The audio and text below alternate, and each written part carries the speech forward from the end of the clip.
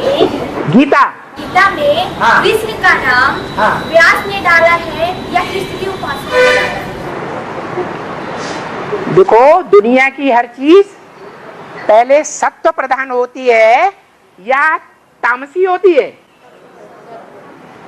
पहले सच्ची होती है या झूठी होती है? सच्ची होती है। तो गीता जो है वो द्वापर के आदि काल में सत्व प्रधान में लिखी गई या द्वापर के अंत में लिखी गई है? सत्व प्रधान युग में लिखी गई। वो पहला शास्त्र है जो भगवान के मुख से निकला था।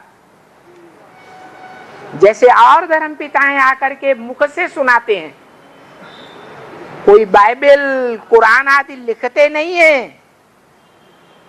लिखने का काम मनुष्य करते हैं। तो भगवान ने भी गीता लिखी होगी या ओरली मुख से सुनाई होगी? मुख से सुनाई थी। फिर बहुत वर्षों के बाद जब ये दुनिया रजो प्रधान बनती है तब मनुष्यों के द्वारा लिखी जाती है।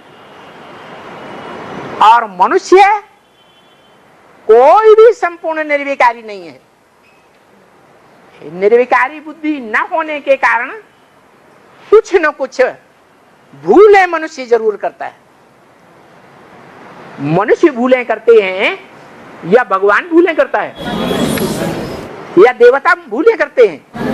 मनुष्य भूलें करते हैं। मनुष्यों की निशानी है दाढ़ी मूंछ। तो भूलें तो करते हैं, लेकिन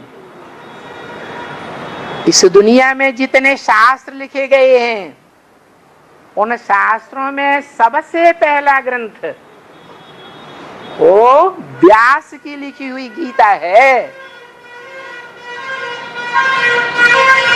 जो गीता सत्व प्रधान द्वापर में लिखी गई है, क्योंकि हर एक युग पहले सत्व प्रधान, बीच में रजो प्रधान और हर युग अंत में तमो प्रधान होता है।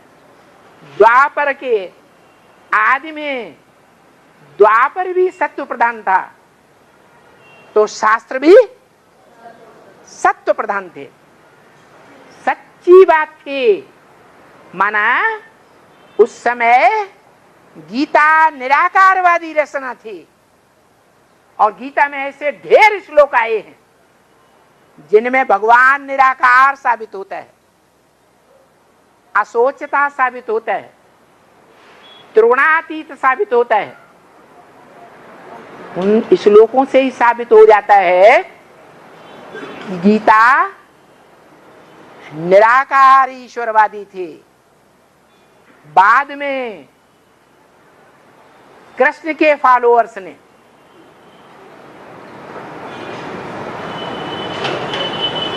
कृष्ण का नाम डाल दिया। अब बताओ,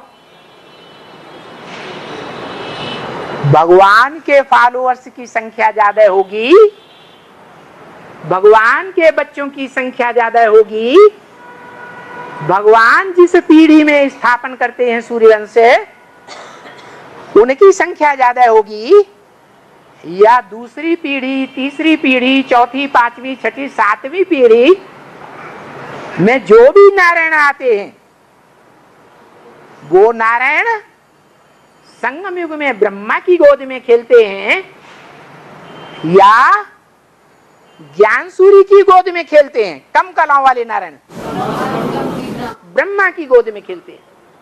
तो उनकी संख्या ज्यादा होगी या कम होगी? तो संख्या ज्यादा होती है कृष्ण के फॉलोअर्स की। इसलिए गीता में जब कृष्ण का नाम डाला गया तो बड़ी तेजी से अनुयायियों की संख्या बढ़ गई और सब समझने लगे कि गीता का भगवान कृष्ण था। किसी की बुद्धि में नहीं आया कि शास्त्रों में तो लिखा हुआ है कि सतयुग 16 कला संपूर्ण होता है, त्रेता 14 कला संपूर्ण होता है और द्वापर 8 कला संपूर्ण होता है। जब सारा द्वापर ही आदि कला संपूर्ण हुआ तो कृष्ण 16 कला संपूर्ण कहां से आ गया? कोई की बुद्धि चली? नहीं चली।